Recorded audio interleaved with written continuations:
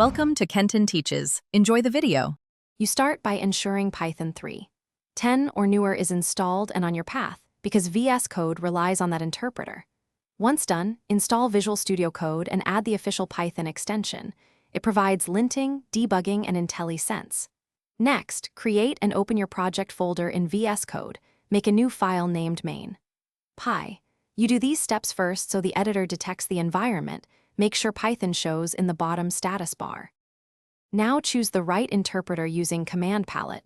Python, select Interpreter because that tells VS Code where to run your code. Create a virtual environment with Python mvenv.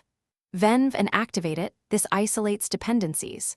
Once activated, install packages in the integrated terminal with pip install and generate requirements.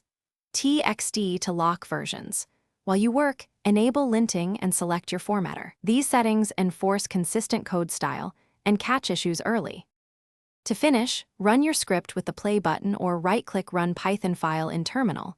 Observe outputs and fix immediate errors. For deeper inspection, set breakpoints and use the Run and Debug panel to step, inspect variables, and evaluate expressions.